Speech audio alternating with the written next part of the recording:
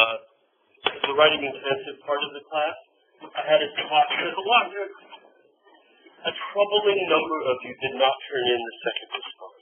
A troubling number. You need to be responsible about this. And literally half of you didn't do it. And so I called the head of the writing intensive because basically when we put classes into the core as writing intensive, one of the things you have to demonstrate is that you cannot pass the class without doing the writing. You cannot pass the class. As I said, what happens if you broke it up into 5 2-page papers and a 6-page paper? What happens if they miss one of the 5 pages? And she said basically, dock them by 15%, or whatever it turns out to be, right? It's 2 out of 14 or 16, so what's 1/8? It's 15%. Dock the final grade by 15%, rather than simply failing you for the entire class, which is what we say we want to do, right? But you've got to be responsible. Education is not just me telling you what I know. Education is you working, period.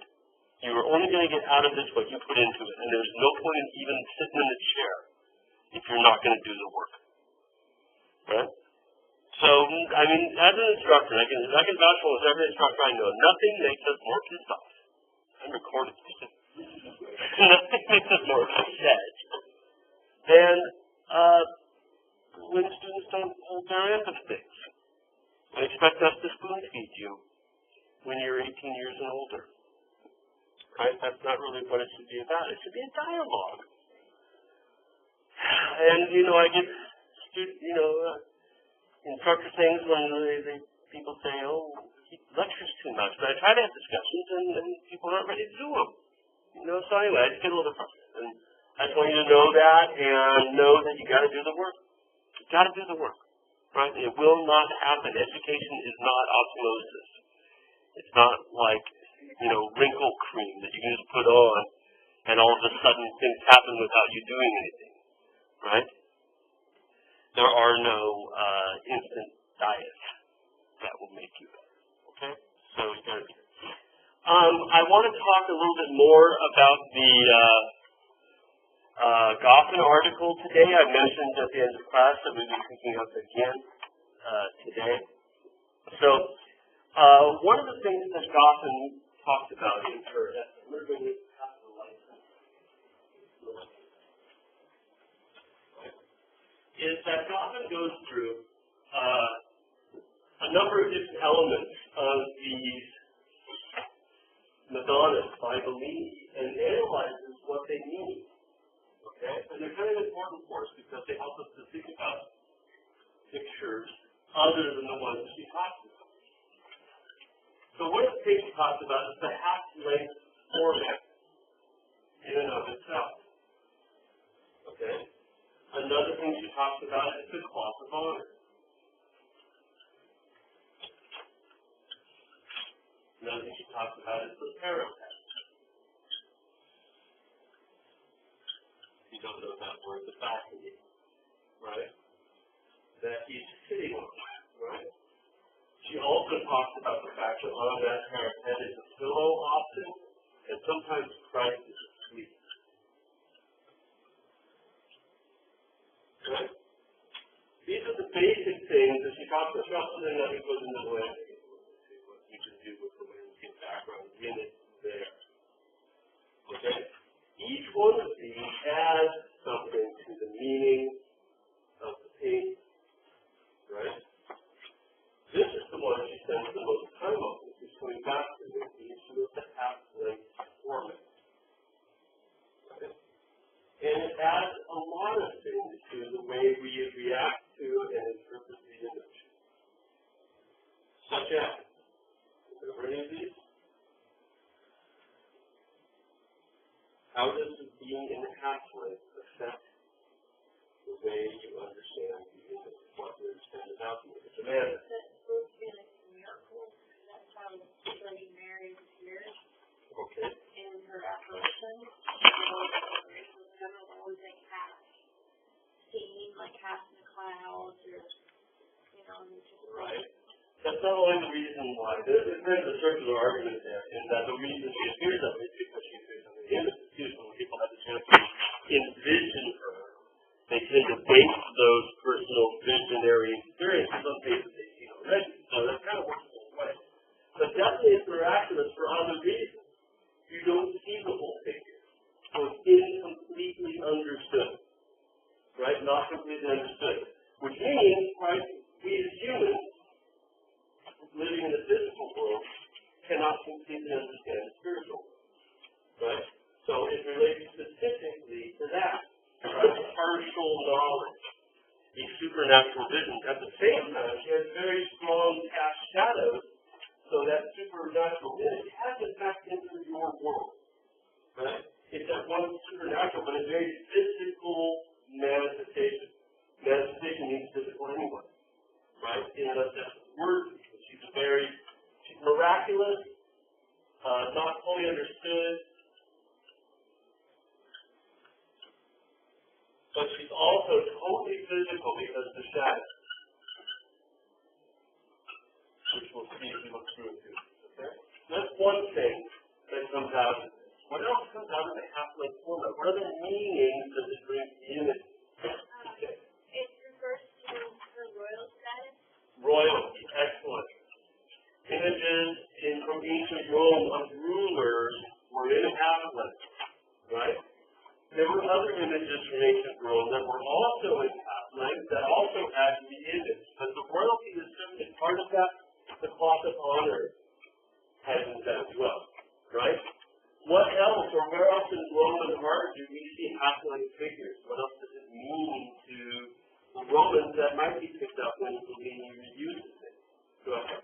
In funeral reenactments of one near meeting mass and imitating the person who died and on the top of the guy self-serve bus in parade. So two things that come out of that. Commemoration of those who have left us, but also the idea with funerary imagery, the idea of resurrection. Right?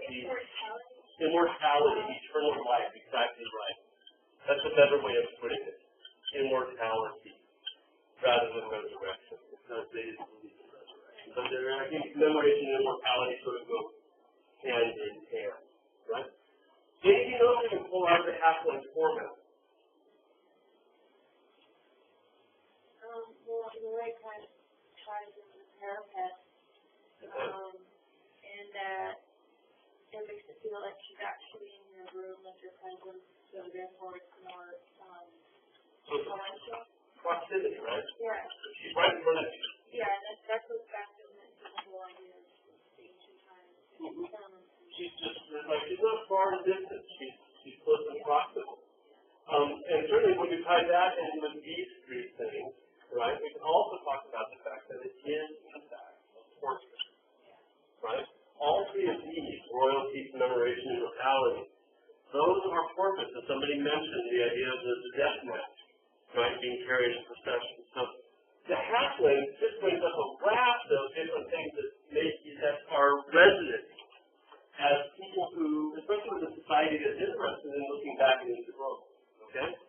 So we've got that. Now the cloth of honor certainly ties into royalty. We've already talked about that. The parapet and the balcony ties into commemoration and immortality. But what else does it do for us? What else can we talk about with the parapet or balcony? Yeah. It sort of, what I'm trying to say is that it sort of gives an idea of aboveness because it looks like you're looking above. That was where she said it first. So you notice these ones you aren't. Look at that. You're looking down, aren't you? Yeah, this one. Actually, the vast majority of them you sort of look down on it. But it does situate you relative to the image, right? And so we sort of talk about proximity. And so it does sort of make sure that it puts you in a particular place as the viewer, right? Okay, where else other echoes, other resonances that this marble parapet has? There was some discussion on the Right? Well, it's hard to really talk about that, but that's certainly tied into it. What else? Lab like that all about?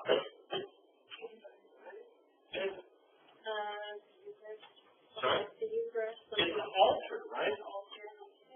Sorry about that.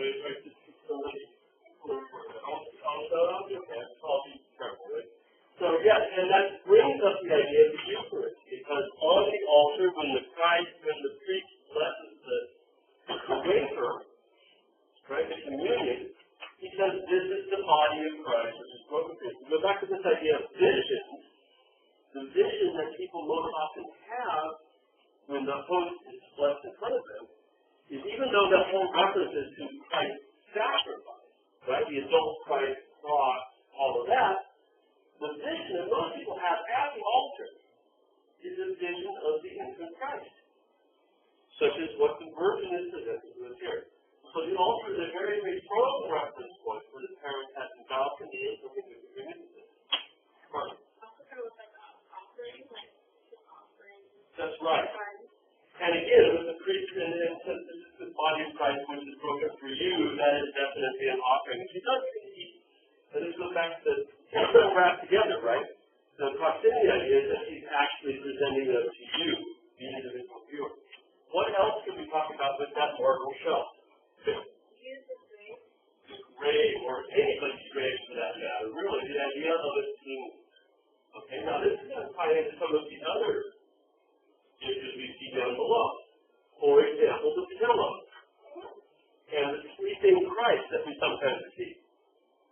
Both relate back to this idea of looking at the infant Christ and understanding the sacrifice, even though we're looking at the infant, right? The whole ball of wax comes together. So the two ideas picked up with the metaphor of sleep, right? Sleep is like death, isn't it? And the fact that Christ is asleep, and of course will wake up as Christ dead and will be resurrected, right? So that definitely ties into this as well. Okay? Landscape. Some elements in landscape we can interpret very particularly. She mentions the two trees in that one picture, coming up in a little bit, as having a reference to commemoration, like the two trees that commemorative function. But she also mentions that when we include the landscape, it also has other symbolic meanings in general. That it symbolizes for us the paradise that the sacrifice of Christ has made possible for us. That there is paradise waiting. And that it's not meant to be, even though one is just right down it, sort of the nature of the landscape around this, right? Even though it's just like that, it's not meant to be this, it's meant to be paradise. It's not meant to be the nature of this. So that's the place where we can go. Okay? Where it's because of the sacrifice to make. And that sacrifice is picked up by both of these ideas, the altar and the tomb. Right? The altar is where the tomb is recreated on a regular basis. Right? So going through this, even though she talks about very specific images, we can go through this and start to apply these ideas to any number of different works by Bellini. Right? Not just the ones she talks about. These are ideas that are more broadly applicable. It's simply because Bellini did so very many of these half-length Madonna and child images. Right? So we saw these two, looked at them very briefly on whatever the last day we met. Today's Tuesday, right? Today's Friday? No, today's Tuesday. Do not mess me up. As hard enough as it is, you got to keep it straight too. Right? This one was in the Goffin article as well. It's in London. They now say that it maybe is the Circle of Bellini, but I kind of like it. In any event, there's our cloth of honor, our very strong shadow that's been cast behind it, and again you'll notice the slight shift in these later Madonnas to where we're looking down on that slab behind it, right? The landscape is very much based on the region around Venice that Bellini would have known. It has that flat area that leads to the lagoon with the Alpine mountains in the background. It really does sort of reek of this region. The Contarini Madonna also has that idea of her presenting now Christ to us. We can add to that idea of proximity and reality the way in which Bellini signs it. He never signs it on the panel. Right? It's not panel canvas, it's panel panel. Right? He never signs it sort of hanging there independent of the thing he's created. He signs it on something that he's painted. Does that make sense? In other words, you could just Bellini in the corner, right? But no, he signs it as if it were scratched or drawn onto the surface of the marble, as if it were on a little cartolino, a little piece of paper, that's somehow been attached to the front of the marble. That adds to the sense that it's more than just a painting, right? That it's a reality. And that idea of being a real vision, a portrait, this all ties back to the legend of St. Luke, which Goffin spends some time at the end of her article talking about, that he painted the Virgin Mary from a vision, presenting to him Christ. And he painted her in half-length. And that the original half-length images, called the Hodegatria, the pointer of the way, where she has her hands around him, just as she does in these. That image was believed to have been a portrait painted by St. Luke during a spiritual ecstasy, right? During a manifestation of the Virgin, because Luke's older, or much, much younger than Christ, right? He wasn't an adult when Christ was an infant, so that he couldn't have painted these from scratch. And that becomes kind of a fascinating thing, because Bellini, the painter, becomes St. Luke, doesn't he? He's painting St. Luke's Virgin as best he possibly can. And with the idea of portraiture to it, right? He becomes St. Luke. And that's an association he would have wanted anyway, simply because St. Luke was the patron saint of painters. Right? He belonged to the guild of St. Luke. So the idea that he could somehow become like St. Luke, it's not even becoming St. Luke for a little bit, was for Bellini, I think, a very strong reference point. Right? Jay, you had your hand up, and while you're doing it, I'll point to go ahead here. So we're going to highlight it.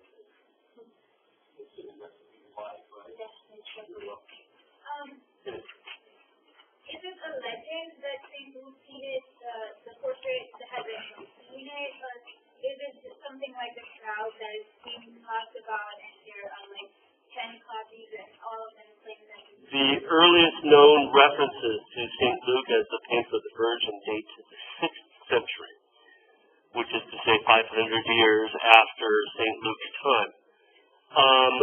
But they become so widespread that it doesn't matter. You're a woman of faith, so it matters to you on a certain level.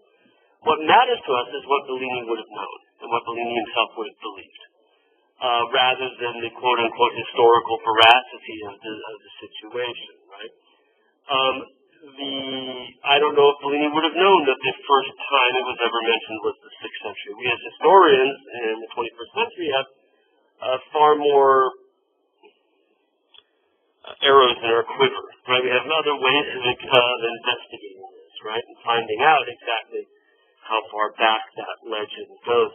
What he would have known, I believe, is that there are certain types of Madonnas, and they're coming out of the Byzantine tradition, 4 or 5 different kinds of Madonnas, right? Basic types. That the Hodegatria type, he would have known. It would have been second nature. It was not a question, not a myth, it's just knowledge that the Hodegatria type was created by St. Luke, right? So the question you ask is a very good one for modern historians. It would not have mattered to them, right? Any kind of question. Yeah. But there's nothing in the Bible itself that says he was an artist, and the reason that he took on 2 different careers in the Middle Ages. St. Luke did. One was an artist, and the other was a doctor. Exactly right, a physician. And the reason for the artist was, from what I heard, is that his account. There are 2 things. His account account of the gospel is so much more full of sort of detail, observed detail, right? But there's also a section in St. Luke where it says that the Virgin told him all that she could remember, right? And so there's this idea that he's able to envision that better than the other gospel writers, right? Okay, here we've got a sleeping Christ child on the pillow. Again, he's such a good baby painter, isn't he? We were talking about bad babies before, but we're well past that with him. His early works, we'll see in a second, has a little bit more Mantegna elements, a little bit more hard-edged, but he breaks with that later. But here's our sleeping Christ on his altar, on his tomb, with the idea that it is, in fact, the sacrifice, right? And then for landscape, nothing better than this very, very late. This is about 5 to 6 years before Bellini died. We'll look more closely at the landscape details, but you'll see how it's a populated landscape, full of all sorts of wonderful details and elements, including a house on the hill, a monkey on his signature on a base of a statue, right?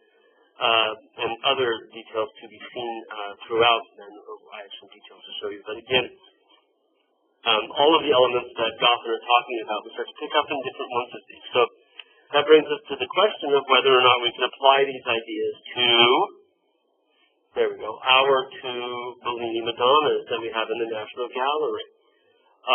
Certainly there's a section of the text where she talks about the chronological changes to Bellini's works. Those would certainly apply, that in the 1480s he's doing landscapes.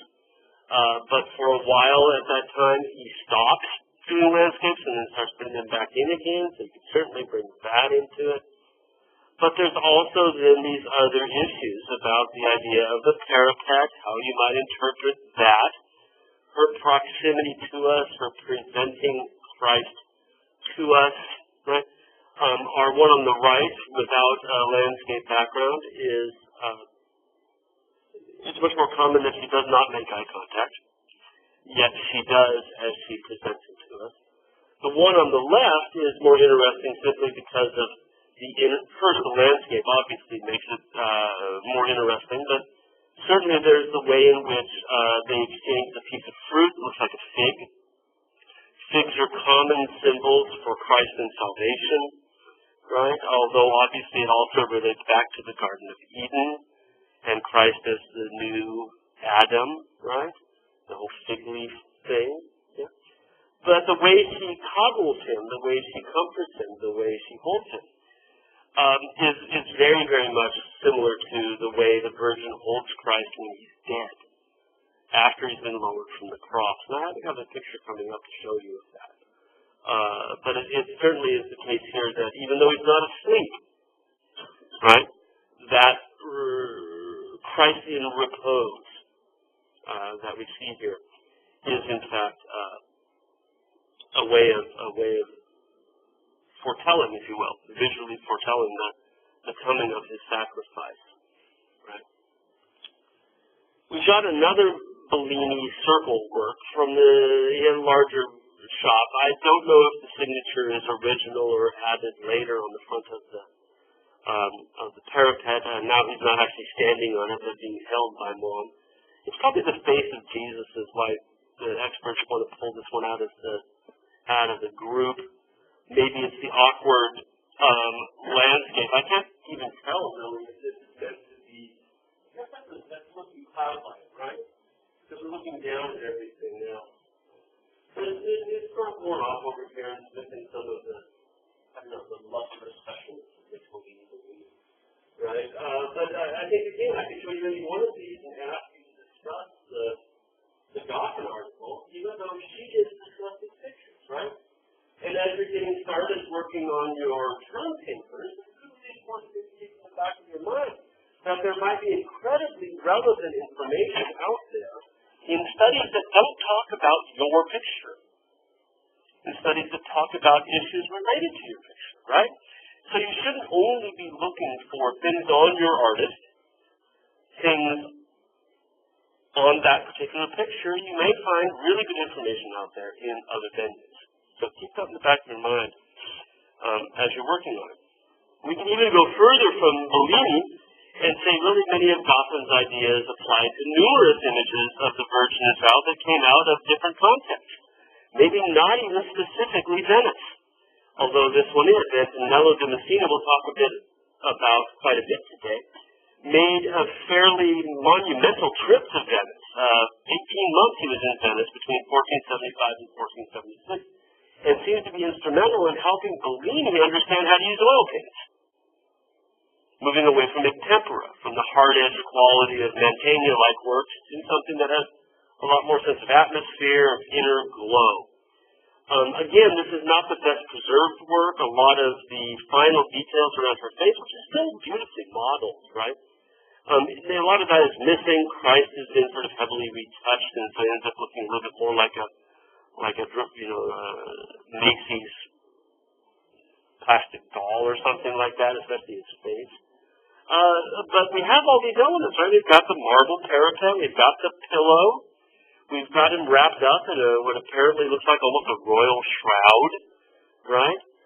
The Virgin is supporting him there as he looks out towards us. He's grabbing toward her breast in a rather lifelike fashion, and we have that wonderful landscape in the background. We could take any of those elements and interpret them based on what we read from Goffin. Another Venetian painter, sorry about the typo, that's Bartolomeo Vivarini. He's one of the two sons of the Vivarini that we looked at before, right? We looked at Alvise. Is that right? Alvise? No, we looked at the father. What was his name? Alonso. No, something else, right? In any event, this is one of the sons of the Vivarini, and again gives us the cross of honor, the Bellini-esque ledge, the pillow on which Christ stands, but again not particularly sweeping, still this very lush landscape background that we're once presented and separated from, right?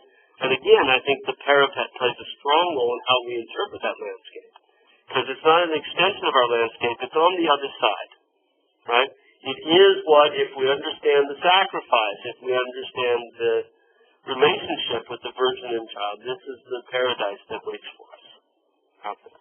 Okay? And then finally, Carlo Crivelli, these are all from the National Gallery, has these sort of, it looks like, who's that character from British TV, Mr. Bean? Did it like Mr. Bean?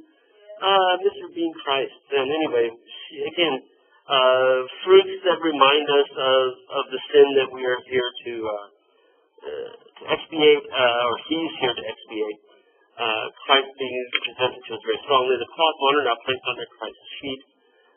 Again, a bit of a cloth behind her, over the back of her throne, but the gilded background, which we saw even Bellini doing from time to time as well, this archaizing element, right? So again, we don't have to limit our interpretation based on Gotham just to the works that we spoke about.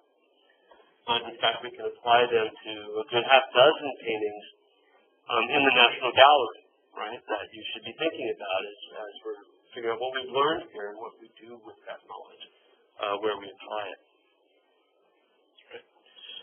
I wanted to move from there to talk about Bellini and his career. We will by no means finish it today. I'm not even ready to finish it today. And I have like about 75 slides on the phone, right? And I got to get through all of those, and I don't even have them all in yet. Just because, and I think really when it comes down to it, I'm okay with running a bit long on Bellini. I'll spend some time tomorrow updating the schedule so you'll have a better idea of where we are with that. What will not change are the due dates for the paper, right? But the other things might get altered up a bit. But this Bellini is, I would, for my money, one of four of the heaviest hitters that we'll be talking about, Giovanni Bellini is. I think it's worthwhile spending more time with him, and we've got some really good pictures by him here to talk about. But also your textbook covers them very well. And so on the right is Bellini's Agony in the Garden, and on the left is his brother-in-law's version of the exact same scene, right? So remember that Mantegna married into the Bellini family. He was Giovanni Bellini's brother-in-law, right? And these two pictures actually hang next to each other. They're the opposite way, right? Giovanni's on the left. But they hang right next to each other in London, in the National Gallery in London. on Trafalgar Square. So it's kind of nice. Bellini's is a bit smaller than Mantegna's, but they still obviously share a significant amount in common, don't they? As you look at them side by side, you would be, without trying to become an expert, you'd be forgiven for sort of going, oh, which one is that? Mantegna or Bellini? Right? They both show us this moment when Christ has gone to the hilltop just before he's captured and tortured, to pray with his apostles who are supposed to keep watch. Right? And this happens at night. So in both of these, we have this sort of sunrise effect, right? Because he's been praying all night. And in each of them, we see Judas coming with the Sanhedrin and the Roman guards in the background to betray Christ. He's taken the payment, right? And he's going to kiss Christ on the cheek, and, all hell's going to break loose. But that's after Christ goes back down from the mountaintop, right? But at this point, it says there's 3 apostles who have sworn to come and keep watch, and you can see, just like most of us, they've fallen asleep, Sarah. And, they have not held up their end of things. If we look at the composition side by side, not only is the pose of Christ very similar, right? We see his feet from the back, both of them bare, as he kneels at a sort of, it almost looks like nature's become an altar for him, doesn't it?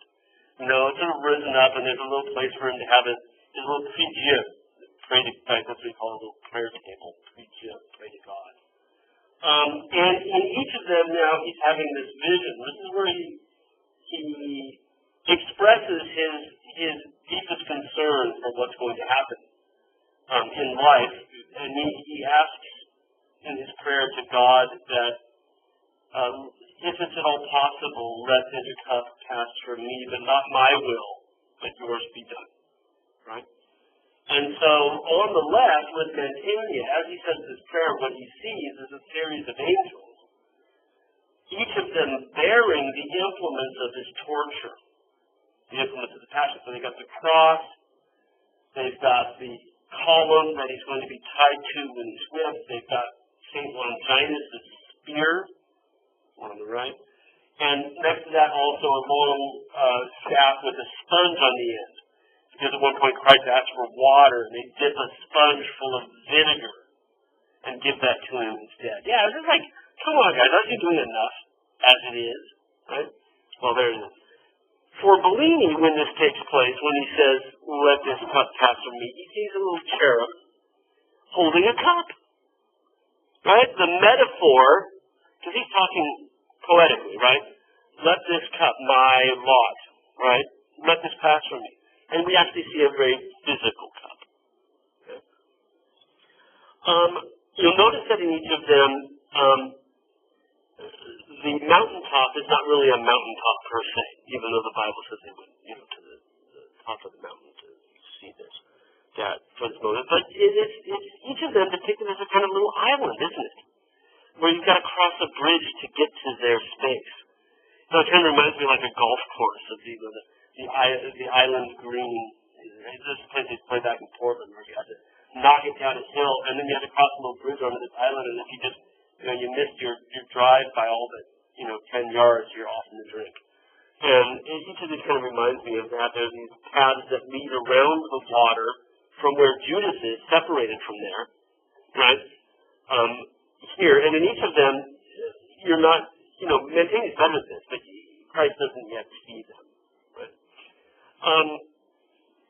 Some of the similarities of these two, I'm sorry this is so dark. I tweaked it with Photoshop for the longest time. Remember Jacopo Bellini had those sketchbooks, right? Full of all these perspective studies and sort of templates for different compositions. And one of them is an Agony in the Garden. Now, these are drawn in silver point. So it's a piece of silver wire that's been embedded in a wooden dowel. So just like you're writing with ink, right, with your pen or pencil, like graphite, you would have this little piece of metal sticking out the end, and it would, on a piece of prepared paper, it would leave marks, right? And you ever had a copper ring that makes your finger green? Kind of the same idea, right? The problem is that it fades over time. It's photosensitive. So these drawings have become all but impossible to see. So I took Photoshop and I darkened it a bit. Even at that, it's still hard to see. But there's Christ, right? There's the, you're looking at a cross here, right? There's a couple as well. There's his feet here, the rock comes up, landscape back here, the swirling mass of the rock around it, right? The similarity between Bellini and Mantegna can be explained in two different ways. One, they're brothers in law. We know each other. And these are both, we don't know exactly when they're done, but we're sending them, right? So over and above that, each of them would have had access to dad or father-in-law's sketchbooks, which provided patterns for pictures, right? And we saw before where Mantegna's work is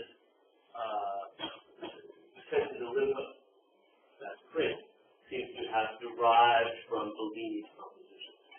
There are two sketchbooks, one's in London, one's in Paris. The one in Paris you can see, the one in London is the big one, right? Yeah.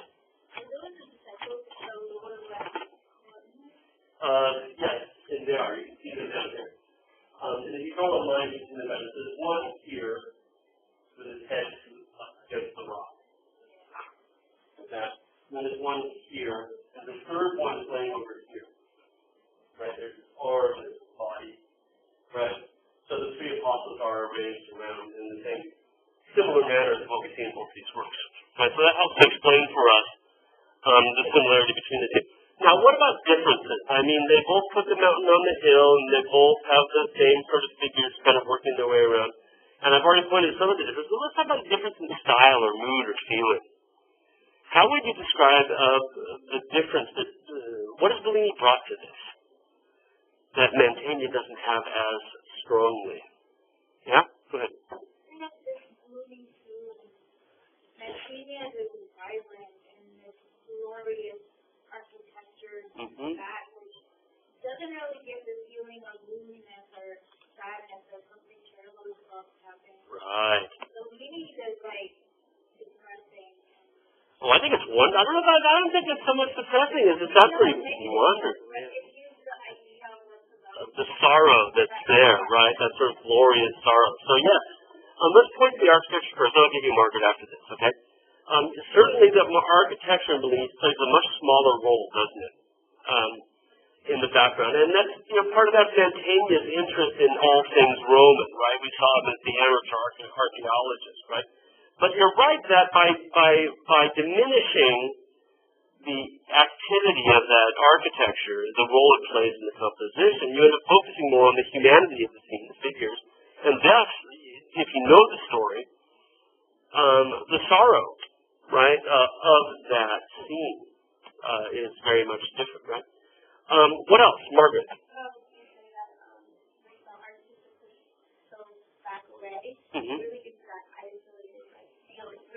Yeah. If you think about the story, I mean, they were kind of isolated. They didn't have to travel. It was the same thing. Yeah. With the architecture pushback, okay, so we've got isolation, we've got sorrow. What else adds to a sense of sorrow or sadness? Amanda? The lighting. Isn't that fantastic? Right? The atmosphere. Bellini is so good throughout his entire career. This is very, very early, right? He's still got 50 more years in it. Okay, so this is kind of like, he's in his early 20s. Jerks. Right? But look at that cloud, right? With the red that comes through it, or even the red on the horizon, and the way, the sun is just coming up and it's just hitting the bottoms of the clouds, right? An amazing sense of atmosphere, and which adds to the sense of mood, right? And I think that while it's still very dark and you have a better sense of what time of day it is, right, from that atmosphere, there's also, I think, with his work, a sense of glowing luminosity, even yet. And that will become stronger when he starts to use oil paints, right? That it seems to just sort of be translucent almost. And if you look, for example, at the five cherubs that are greeting Mantegna's Christ, and that sort of ghostly single figure that greets Bellini's, you can see through it, right? It's translucent. Now, they're both painting in primarily tempera paints at this point, right? Just let it go, right? If you pick it up, it'll fall again. That's always been my advice.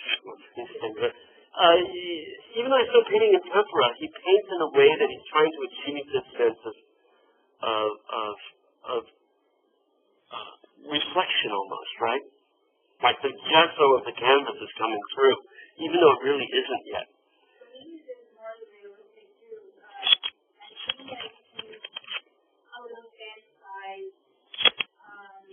I think that's, yeah, I sort of don't like the idea of using realistic as a trick, because there are different ways in which realism can go, but I think you're absolutely right that there's, with Mantegna, there's a stylization, right? Those rocks, right, that are still there to a certain degree in Bellini's work, but they're so kind of overwhelming. We saw them everywhere we looked in Mantegna's work, right? We can talk about other little things, too, in the ways in which, for example, the animals played a role in Mantegna's, and they're gone from Bellini's, right? I think he's focusing more, even though there's so much more air around the figures, right? I mean, Mantegna's take up more real estate, right? If you were to take your paper and block out how much of the composition is given over to Christ the Apostle, significantly more of that picture plane is taken up by the human figure, which would make you think that they would play a stronger human role, but they don't. Even though Bellini focuses on all this space around them, right? The atmosphere around them, they still have a stronger human impact. And I think it's because the city's not as important, Judas is not as big, right? And we don't get these other things like that bird in the tree, right? The vulture in the tree, or the playful bunnies on the path and whatnot, right? Those aren't there to distract us. I won't say that Bellini doesn't do that, because he does. He loves those kind of details, just not in this particular scene at this particular moment. Speaking of details, this is from the National Gallery in London. They've got great online stuff, so I got really good, big details to show you. Look at that light on the houses down below. Really fantastic, right? This is dawn, and it reeks of it. He's really been observing that and catching that. So this is as good a landscape painting you're going to find in the 15th century, right here. You know, you'd be hard-pressed to find somebody who is as accurately as this. And that sense of the sunrise, right, and the atmospheric perspective that you get with that is something that we'll see continue with Giorgione and Titian. Right? This is where they're learning it from. This is where it starts. It's really with Bellini. He's the forefather of Venetian painting in almost every possible way. I don't have the exact measurements, but I think it's about like yay. Right? It's big enough that we know it was not a fidelity, right? Because I'm going to put it down about like this, but I think about like yay, right? 24-ish across. There's that cityscape in the background where you can see the degree to which he's really simplified it, right? But also I thought with this detail, what was really fascinating is, and Jay, you had mentioned mood, is the way in which the clouds are gathering behind the city. And you can see them spilling out on the other side of the city. So therefore that's not trees, right? That's storm clouds. And that's, what a great metaphor, right? This is just before Christ is captured, to go through that tempest of trauma, torture, for the next week of his life. That's the storm that's coming, is the torture and death of Christ, right? And so there's this wonderful sort of analogy for that with the clouds that we see behind the city. There's our little cherub holding the gilded chalice that Christ is praying to. Notice that it lights his face even. Right, that miraculous vision is so real that the light on Christ's face is coming from that thing that he's looking at in the sky. It's not coming from back here. Right? It's not coming from the sun, but rather from the heavenly messenger, right, that has actually lit up his face. Like we saw with some of the Madonnas, I think that there's gilding to highlight his clothing, which we saw when we were talking about the Gotham article.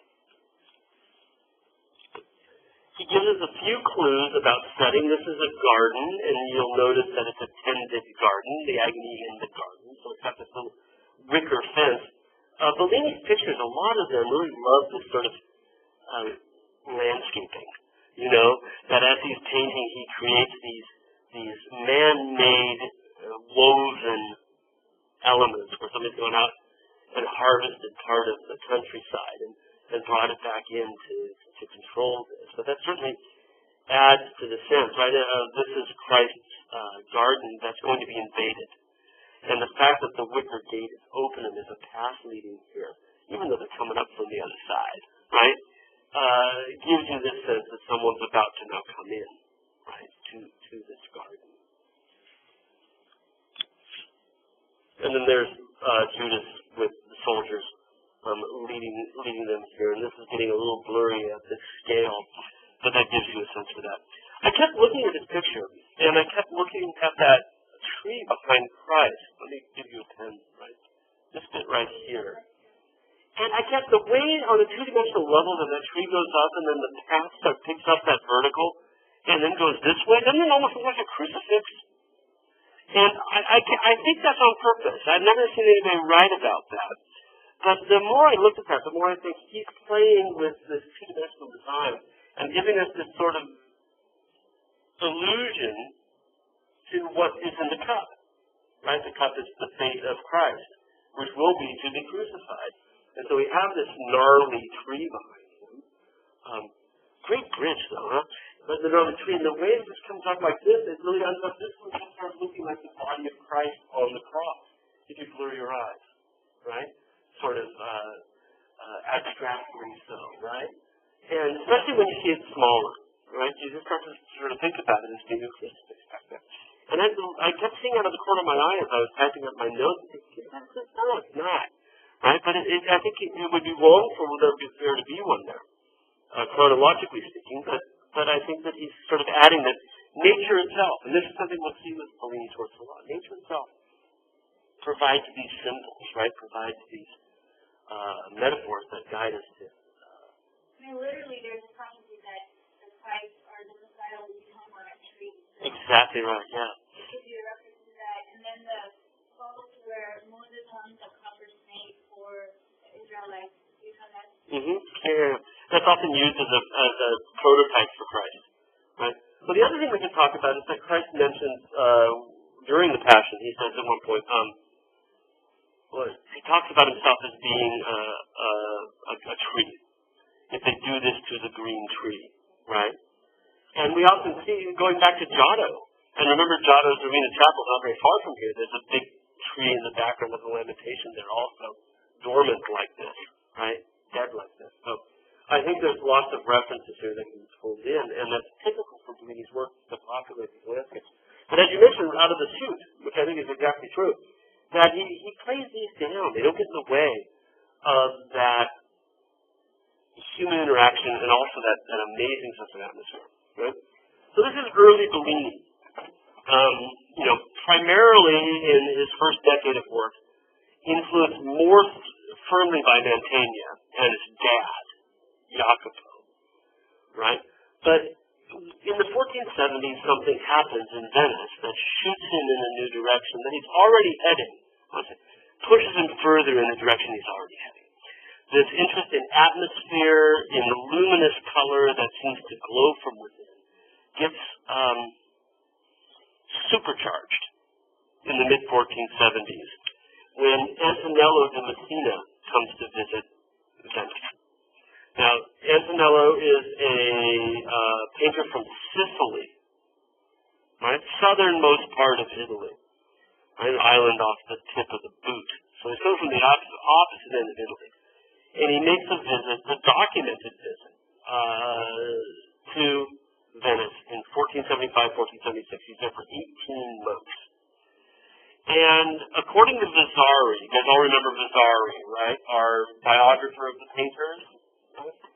Writes a small biography of Antonello. And he says that Antonello was the first Italian to really begin using oil paints. Now that's not true, right?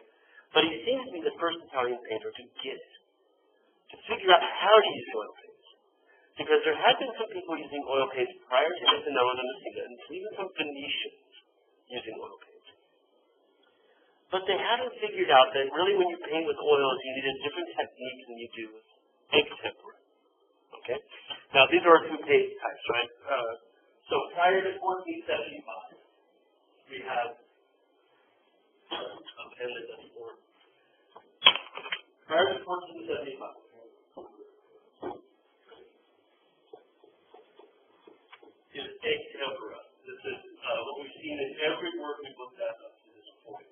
This is the color, right, the skin, mixed into a hue, and it dries opaque. Okay? You can't see through it. And the way that you apply a tempera is very much like you would draw with a pen. Like just little strokes. Because if you want to get that luminous quality that the leaning has, you'll have a color underneath and a color on top of it. If you can't see through it, sort of take like that, right? And that allows you to mix colors on the panel rather than on the palette. Right?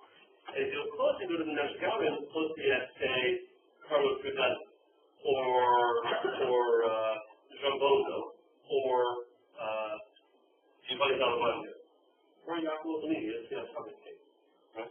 Very, very small strokes. The nice thing about oil paint is that it's, the pigment runs out after 1475. You get oil paint. Now, some people are experimenting with it earlier than that, but for the most part, it's using. And what we find is the artists that prior to 1475 are playing with oil paint and painted it as the word a template. These little tips and lines.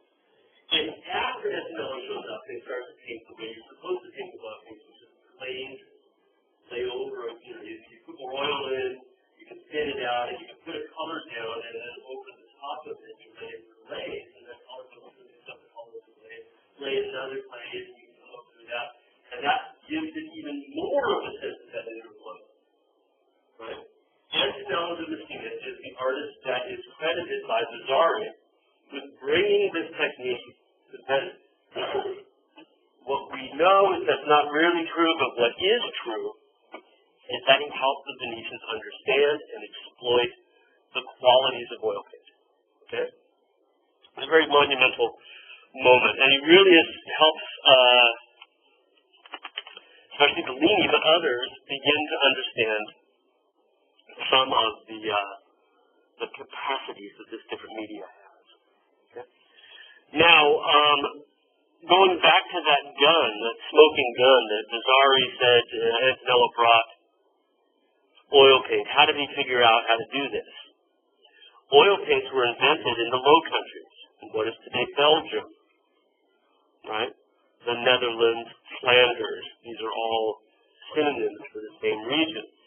And again, according to Vasari, they were invented by Jan van Eyck. This is also not true. But, like Antonello, Van Eyck seems to be the guy that really figured out what it could do. How to exploit oil paint to get incredible effects of color and light and atmosphere and detail. Right? And what Vasari tells us is that Antonello went to Flanders, went to the Low Countries, right? Bruges, where Van Eyck is working, and studied under Van Eyck, and that's where he got it. The problem is Van Eyck died in 1441, and Antonello was born around 1431. So he's not going up there when he's 10 years old. It's just not happening, right? Because the way Vasari tells us he's an adult, he saw the pictures, he wants to figure out how he did it, so it's a great artist. And learn from it. That wasn't what happened, right? Vasari was never one to let the truth get in the way of a good story, right? If we look at this work, this is the Met, the one on the right, this diptych, right? Very late work by Van Eyck, very end of his career. But if we look at the two crucifixions, we can see that Antonello is picking up some of the same effects. We get even stronger sense of atmospheric perspective, right? You'll notice that he starts to bring in the haze as we go back into the distance, right? And that comes from being able to apply those glazes. But also, in addition to the foreground figures that we see with these incredibly luminous colors, right? We have, in addition to that, a landscape that's full of detail, which is similar to Van Eyck's in a way, if we get past the crowd of figures beneath the cross, right? There were a lot of Van Eycks in Venice that Antonello may well have seen, This is Van Eyck's circle. They thought it was Van Eyck at the time. But I think you can, do I need to point at the similarities between the two of these? Look at the body of Christ, right? Placement of the Virgin and St. John around the side of the cross, the skull at the base of the cross. Interesting details, realistic details, such as the pieces of wood that shim into the hole to hold the cross upright. So each of these shows us the degree to which Antonell's been looking at the nice work. If he didn't go to Flanders, how did he pick it up? This is the question. And this is the question that nobody's really been able to answer thoroughly, but he does seem to know the technique. The two answers that are usually given to how he picked up oil paint and brought it to Venice with him was that, one, we know that in Sicily, the king of Sicily owned some Flemish pictures. So he had the opportunity to actually study them, the actual works of art, while he's in Sicily. And that's all well and good, but you really can't learn how to paint by just looking at a painting. As much as I tell you guys to go downtown and look at paintings. Right? You need to be able to have someone say, this is how you do it. Right?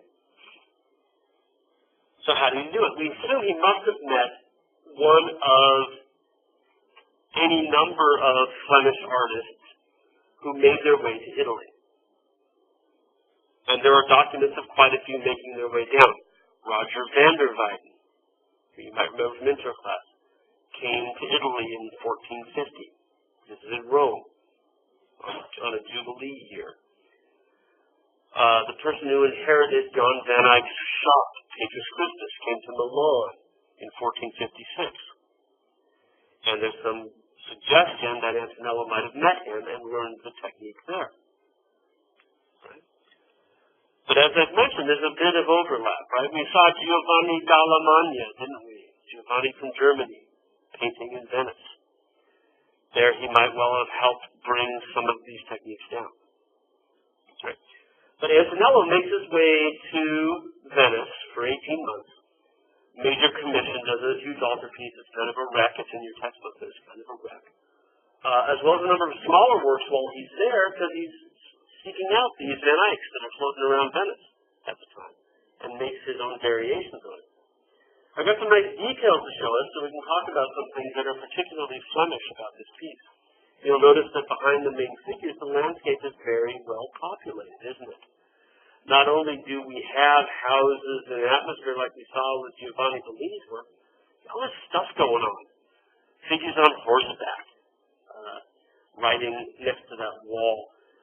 For some reason, the wall is broken at one particular point. Right? Boats on the river. Yeah. It's just teeming with activity. Directly behind the cross, lower right corner, you can see the three Marys.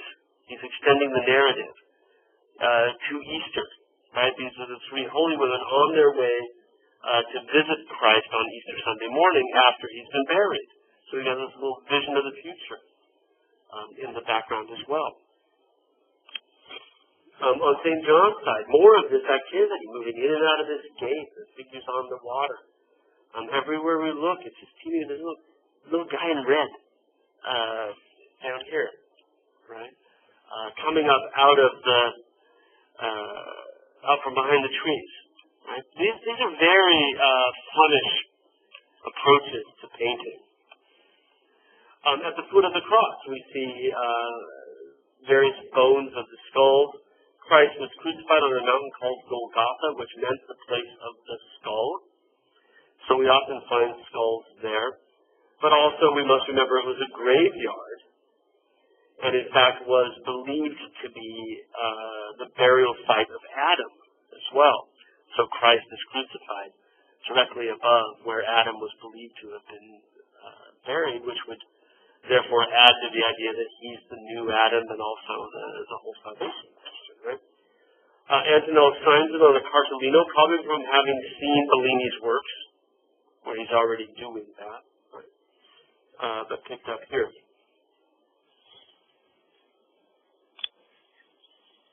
Another work by Bellini that was done while he was in Venice is this wonderful little St. Jerome. It's tiny stuff like that. I remember when I saw it, I was just like, because it plays big. Like when you see it, you start to look at the details, you just swear it's bigger than it was. But certainly also probably painted while he was in Venice, although some people have dated it slightly earlier than that. But we see St. Jerome in one of many guises that we will see St. Jerome in. In this case, he's a scholar working in his studio, right, in his library. And this is now St. Jerome working on the Vulgate, right, the proper Latin translation of the Bible. Right, he's a 4th century figure, even though we have a very 15th century interior, right? As you can see, looking, it's the sense of light as it plays through this room, the natural light coming from the back windows, from the clear story up above, the light that comes from our space into his. Right? You'll notice that what we can see in the room is light that's coming from you, from where you are. And that St. Jerome couldn't read a darn thing if you were relying only on the light in the picture. Does that make sense? Right? He'd be sitting in the shadows, and Mother would be telling him not to read in the garden, Jerry, right? But he's got our light that's gone right through that painted frame, right, into his room, and rendered in incredible detail.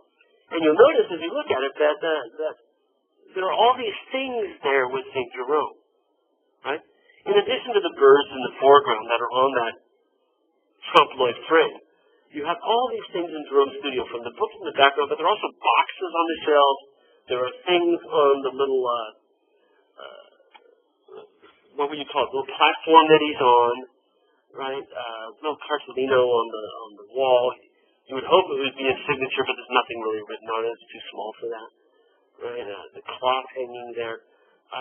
All of these details. And the way the light flows through those windows, the way the details are deployed, in order to sort of, you assume, to enhance the meaning of the piece, should remind you very strongly of Flemish pictures. I brought the most obvious example. These are all from London. Can you believe this? Go to the National Gallery in London. I think our National Gallery is good.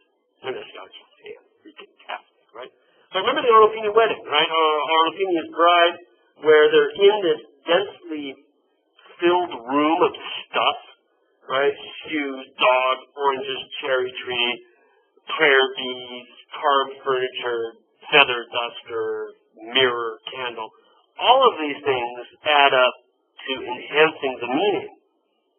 And this is really kind of the way Jan van Eyck worked.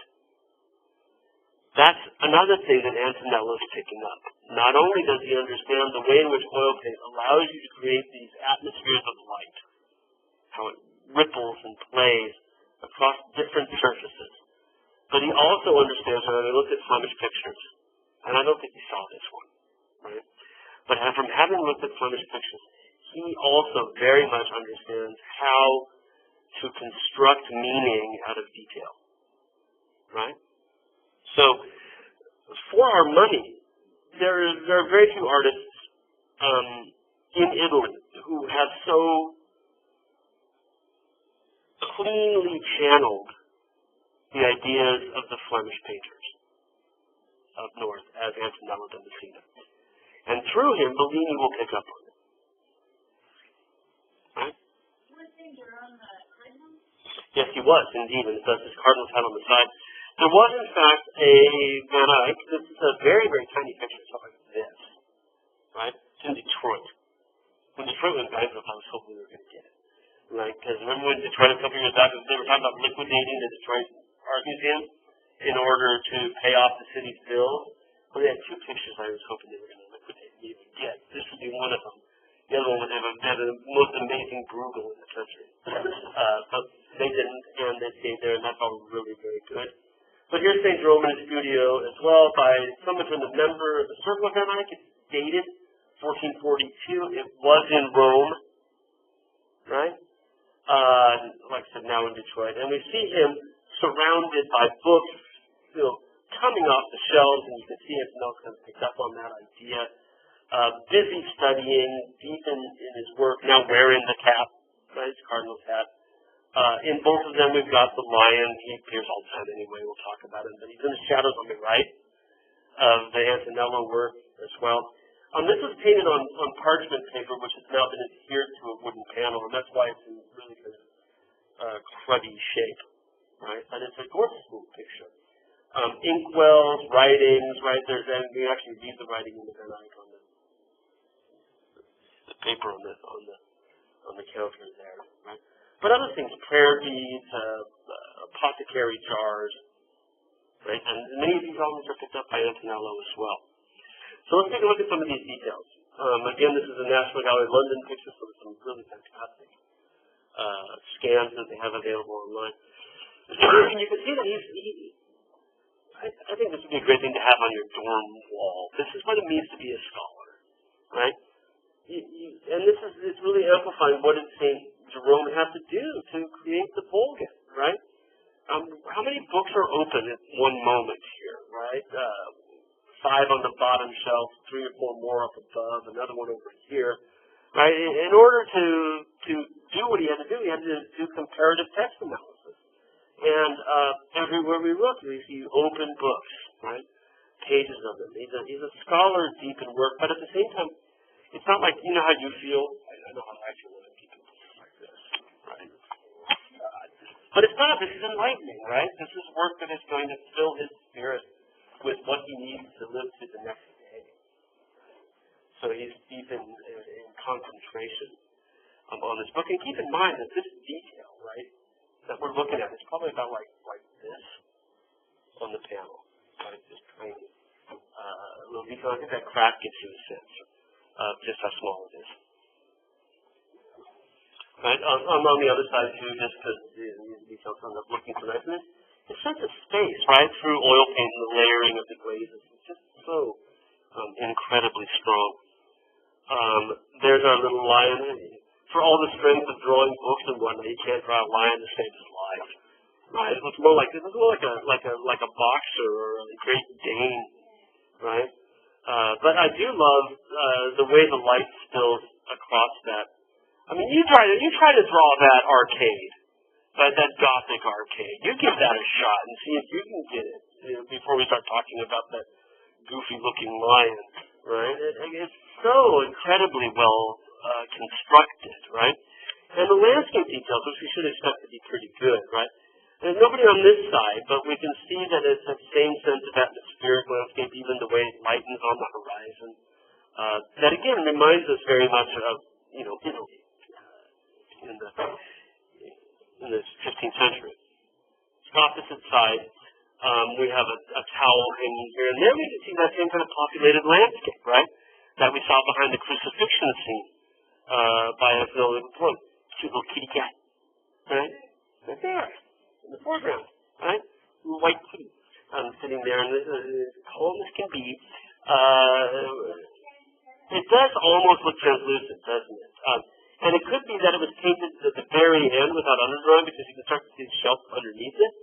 Paint tends to change through time, and one of the things that, gosh darn it does a lot is to go transparent on us, and that's probably why it looks ghostly. That's what I was thinking about the line, that maybe it was an afterthought, and the wear and tear made the detail.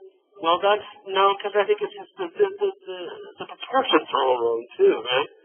But I do think that you do bring up a good point, and this is something I know from other pictures, is that sometimes details that look like they had to have been there from the get-go, they're so important for the subject matter, aren't put in until the very end, without any kind of forethought or drawing ahead of time or a space reserved for them. We find it a lot. And so it's altogether possible that it was not there originally, and you have to go to the technical studies published by the museum to find that sort of stuff out. And there's our detail in the background. I love this detail because you have 2 women walking a dog, right? He's got a cat, they got a dog. That little man in red on the side of the river, look at his reflection in the water. Right? And again, keep in mind that we're looking at like maybe, detail the size of 2 thumb knuckles put together. And again, in the background, there's a crossroads, isn't there? As 2 figures are moving in different directions along that crossroad. And then our 2 oarsmen, moving across. So it's much more busy over here on this side. And just to wrap things up, again, this is all so Flemish. I would bring in, he didn't know this work, but I thought I'd just show you the exact same sort of things you can see in the background here. Right, now this is also a tiny, tiny postcard. The postcard that the National Gallery sells of this is bigger than the painting, right? Just absolutely tiny, meant for private devotion, right? And rather than focus on anything here, it's a Flemish approach to painting, right? Which is this interest in just incredibly small detail, but rendered perfectly, right? So if we look behind the St. George, we see the same sort of movement over the bridge, reflections in the water, right? You can see that why we talk about Antonello really channeling this movement and bringing it to Italy, right? I love even the flags on the building, right? The banners hanging there. Or go around the corner, right? And you can see if you go past the gray building and there's an orange one and then a white one, it has brass pots hanging outside. It's either a metalsmith or maybe even it may even be a doctor's office, actually, a place for letting blood, right? And then even more of these horses moving through, figures leaning out their little Dutch doors, the French doors of their houses, other figures crossing bridges, and again, reflections. This is exactly what Antonello's picking up on, right? Very, very much so. And with that, he's also picking up on the idea that these details add together to create meaning, right? If this were a National Gallery picture, we'd sort of talk about it all. He's kicked off his shoes to go upstairs. He's on holy ground. You know, when Moses went to the burning bush, they said, God, one of the first things, take off your shoes, right? You are standing on holy ground. But we have a partridge and a peacock. Peacocks are symbols of vanity. It's outside of his space, so maybe it's the vanity he's left behind, right? That basin, that brass basin that appears here, is also something that I think shows that he knows this stuff, right? There's a Van Eyck with a similar basin behind him, right? We saw some jars, apothecary jars that look somewhat like this as well on the shelf. So he's really picking up and channeling these various ideas, right? So there's Antonello da Messina. We've got one to look at in the National Gallery, which we will look at when we meet again on Friday, at which point we'll go back into Bellini, right? So we'll be working on Bellini Friday, probably I got through 36 or 73 slides. We'll probably be working on Bellini through next week, into the first meeting of next week as well. So I will spend some time tomorrow going into the schedule and fixing that up a bit, right? To take into account the fact that we are going to spend some time with Bellini. But Antonello is just a knockout, and we're very lucky. There's maybe a dozen Antonello works in the world, and we've got 2 of them. So, we're very, very fortunate that way. Okay? So, right. I can't remember anything else I'm supposed to be telling you right now. Check your emails. Is your email working yet? No. Nope.